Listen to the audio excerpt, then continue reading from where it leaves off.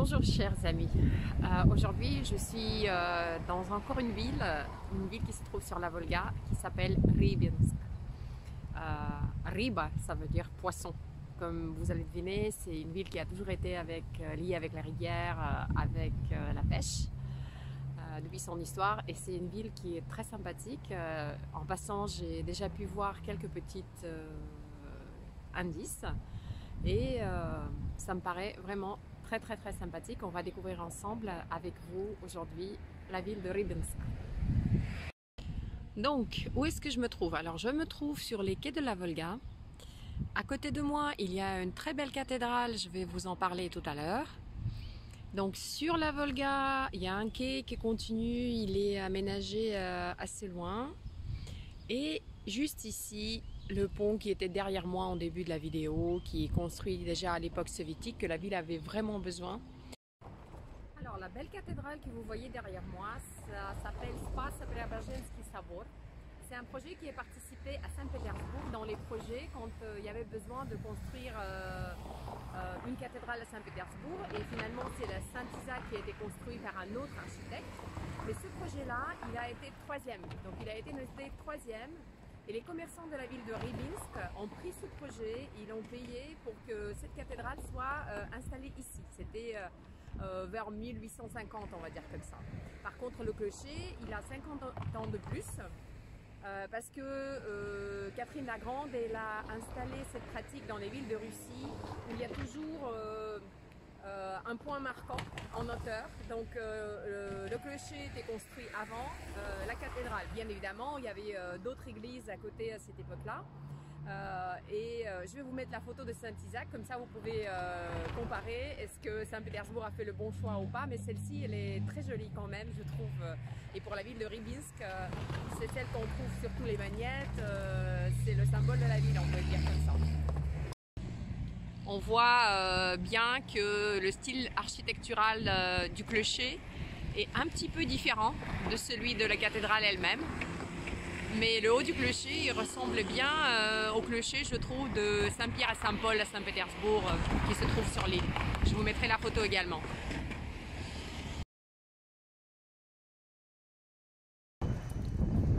Et je me suis approchée de l'autre côté pour que vous puissiez mieux voir cette architecture classique de la cathédrale Spas-Preobrazhensky.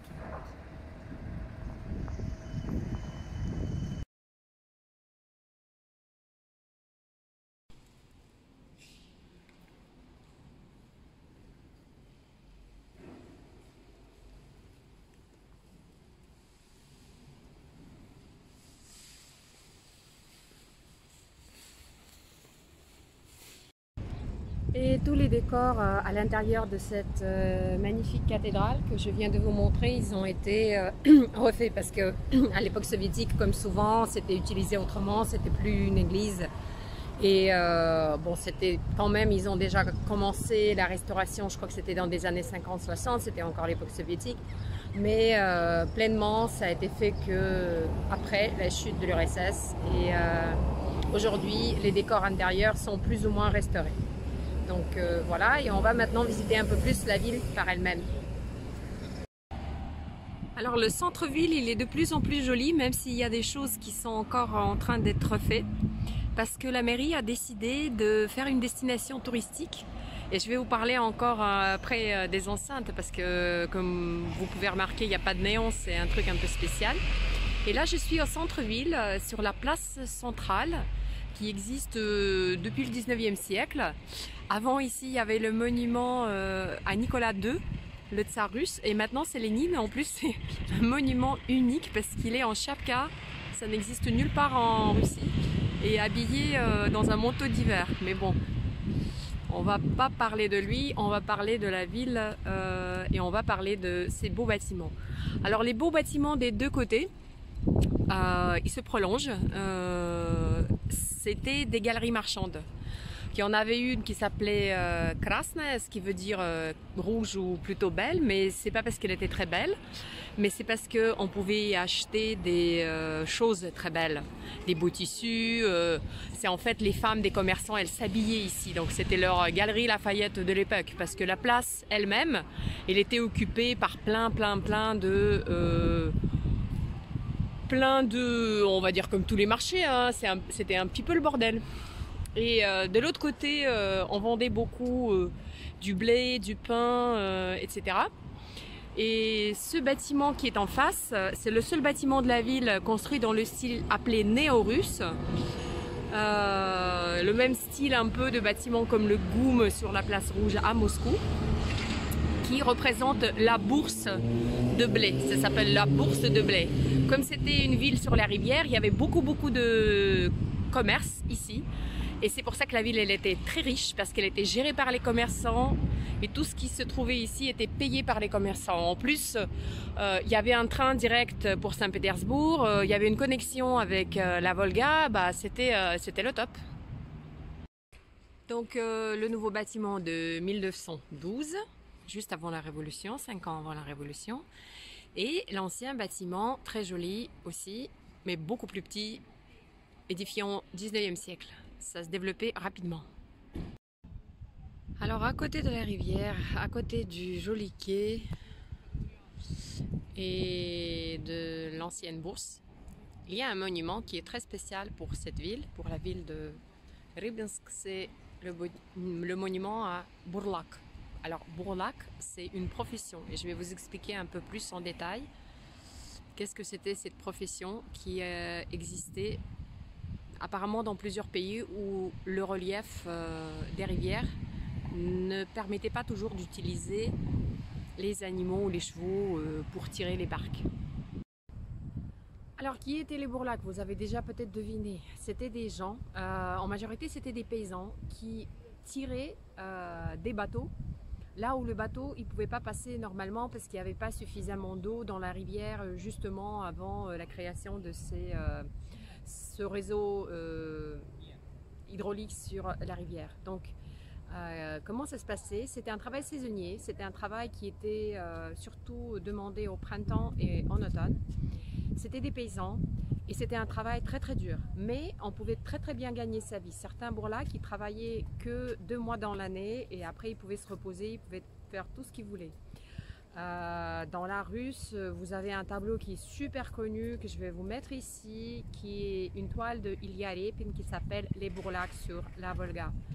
Et c'est vrai que sur cette toile, ils n'ont pas l'air très heureux. C'est vrai que c'était un travail dur, mais qui les faisait être soudés comme une équipe. Ça s'appelait Artiel à l'époque, c'est comme une coopérative de Bourlaks de l'époque. Ils étaient donc très soudés tous ensemble. Et pour avoir un peu plus de courage de faire ce travail dur, ils utilisaient beaucoup la chanson. Donc la fameuse chanson Ey Uchiem, je vais peut-être vous mettre un petit bout aussi, ça vient de là, ça vient de ces Bourlaks.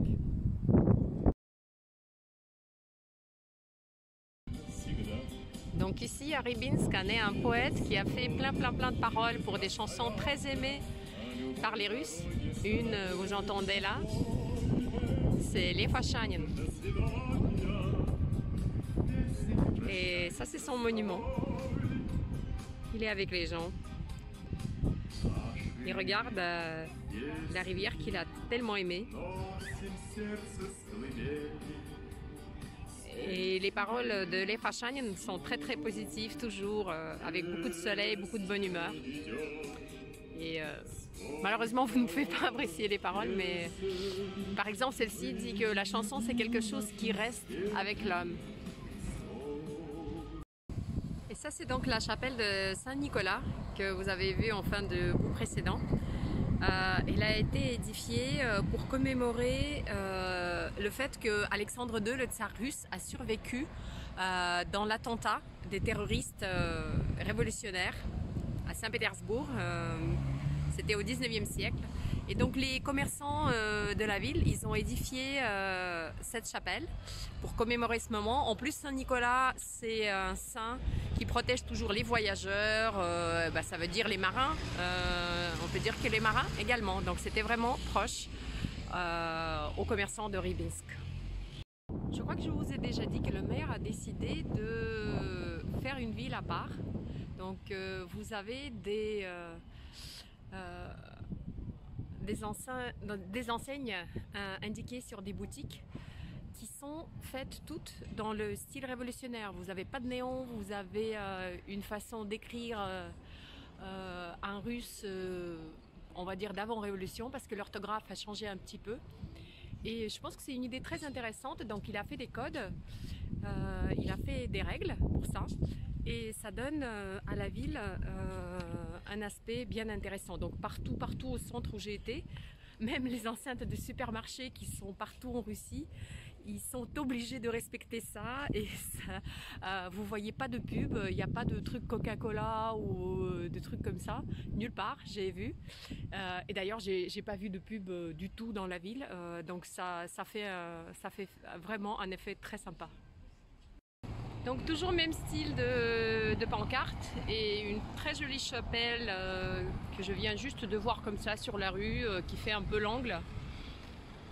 Et voilà, les vieilles rues de la ville de Rybinsk.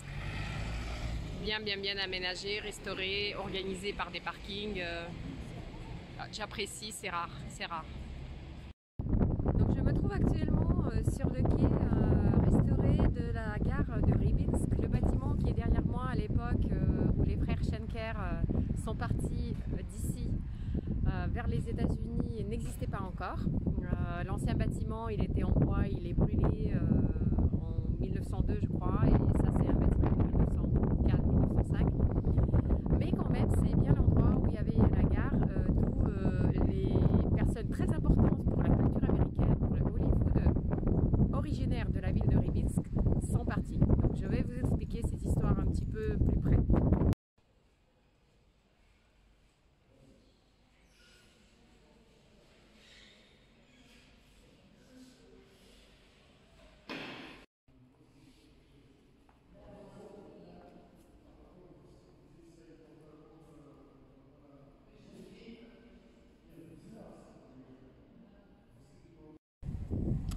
Et ben voilà, je vais vous essayer de vous expliquer un peu.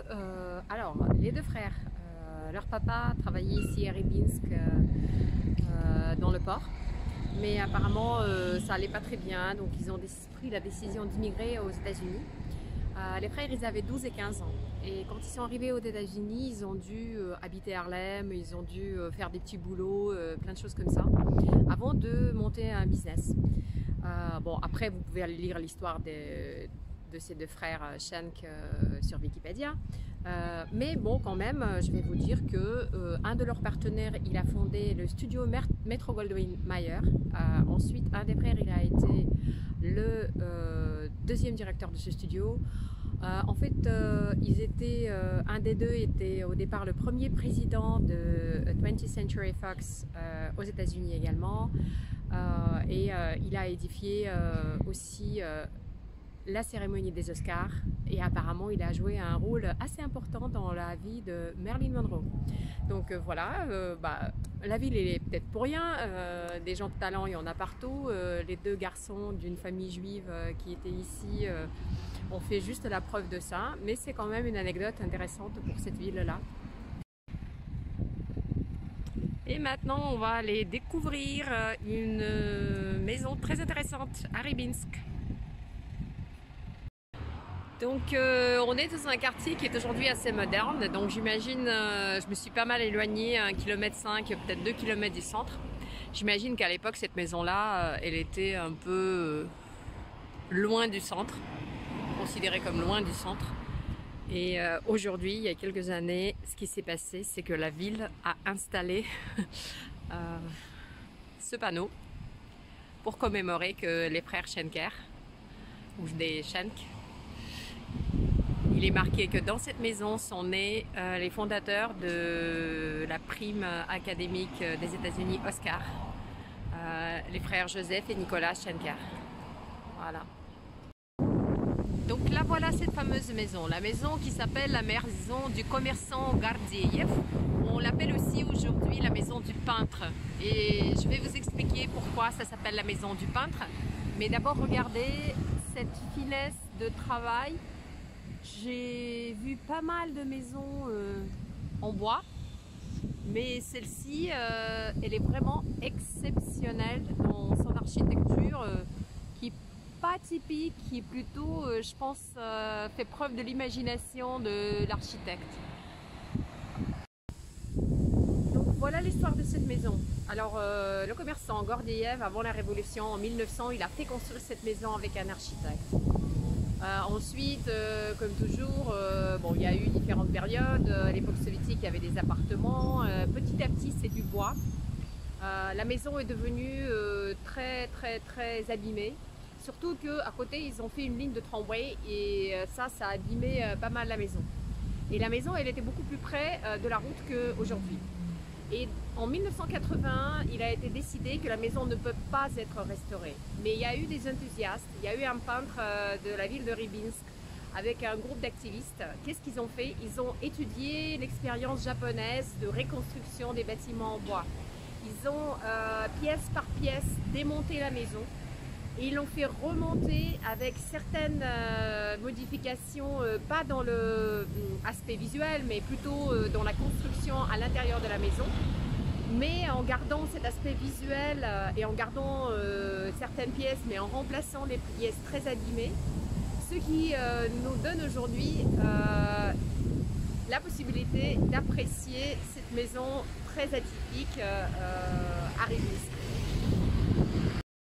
Et pas loin de la fameuse maison du peintre, il y a cette église catholique qui était avant la Révolution édifiée par les Polonais qui habitaient cette ville. Aujourd'hui, il n'y a plus de service, c'est utilisé différemment parce qu'il n'y a plus de personnes qui vont fréquenter des services catholiques aujourd'hui à Rybinsk. Mais le bâtiment, il est joli et c'est un des monuments de la ville également.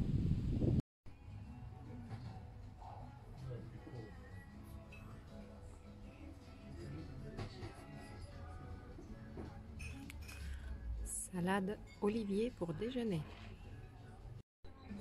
Et on continue avec un bœuf stroganoff avec une purée de pommes de terre.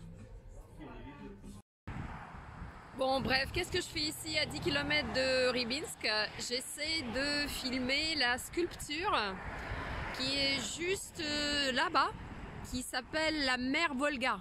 Donc cette sculpture, elle a été édifiée dans les années 50, plus précisément en 1952. Je ne sais pas si j'aurai meilleur accès. Et c'était en fait pour commémorer tous les travaux de construction sur la Volga. Au départ, apparemment, ça devait être la sculpture de Vera Mouchina, l'ouvrier et le kolkhozien. Mais finalement, cette sculpture-là, après avoir été à Paris à l'exposition internationale, elle a été gardée pour Moscou. Et ici, il y a cette sculpture, la mer Volga, qui a été édifiée. Et donc, je vais voir si je pourrais filmer le barrage ou la station électrique de Rybinsk.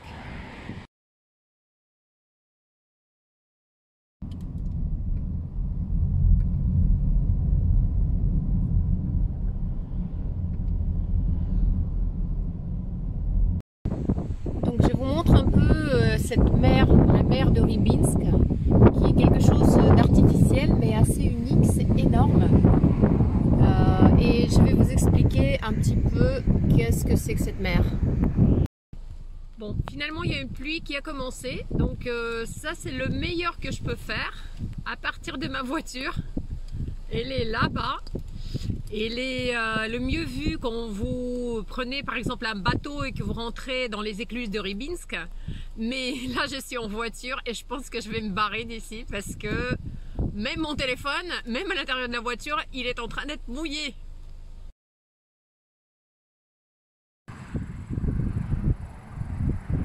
Bon, le voilà le barrage, c'est le maximum que je peux faire. J'ai passé par là. Voilà, 1941. Donc la mer artificielle de Rybinsk, elle est immense. C'est 150 000 km². Ça fait 2 fois, je crois, la surface de Luxembourg. a créé, économiquement c'était très important de le faire. Et en pleine époque stalinienne, c'était fin des années 30 et en fait ils ont commencé à remplir la mer en 1940. Donc il faut. Ils ont dû reloger 130 000 personnes. Sous l'eau, aujourd'hui, il y a les restes de plus de 600 villages et une ville qui s'appelait Mologa. Plusieurs monastères, plusieurs édifices, plusieurs églises. Dans certains endroits, comme par exemple la ville de Kalязин, vous pouvez même voir quelque chose de très intéressant. Il y a le clocher qui sort de l'eau à cet endroit précis. Donc ça a fait plein de bénéfices pour l'économie, pour la pêche, pour le transport, etc., etc. Mais ça a quand même coûté les souvenirs, les monuments d'une bonne partie de personnes qui habitent cette région-là. Mais bon, aujourd'hui c'est fait. On ne peut plus revenir en arrière, mais on peut quand même garder le souvenir. Et je vais essayer de visiter le musée de cette ville, la ville de Mologa, qui est aujourd'hui sous l'eau, pour essayer de voir qu'est-ce qu'on a perdu exactement. Voilà. Donc, le musée est tout petit et je vais vous montrer ce que j'ai filmé à l'extérieur. À l'intérieur, il y avait juste quelques photos de comment c'était, comment les gens partaient. Donc ils partaient en fait, même pas avec des bateaux. Je ne sais pas comment ça s'appelle en français, un truc plat, vous savez, qui flotte sur l'eau. À partir de 1935 et jusqu'à la date quand ça a été rempli, ils étaient relogés, comme j'ai dit. Et elle m'a dit, la dame, que oui, il fallait donner de l'électricité à Moscou. Et c'était décidé comme ça. Ben voilà, ça fait partie de l'histoire.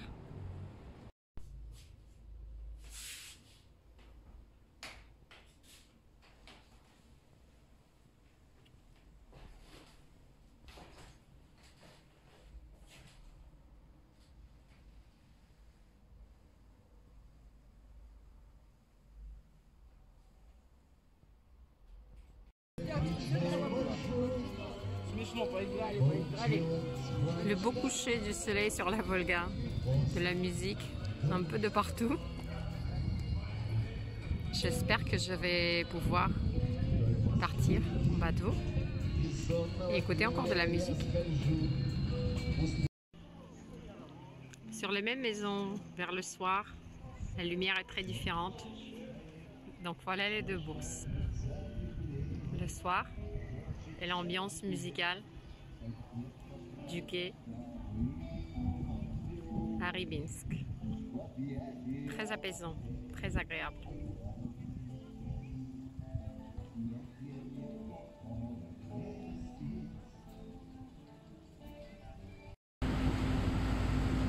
Et l'aventure du soir avec la musique commence. Il n'y a pas de musique pour le moment, mais il y a déjà des jolis paysages.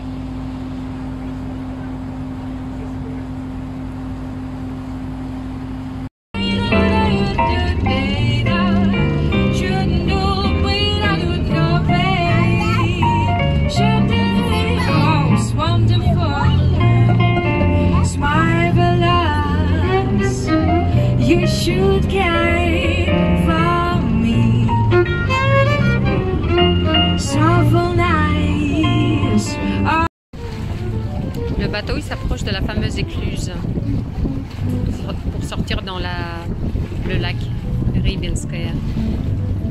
On va pas le passer, mais on les voit déjà.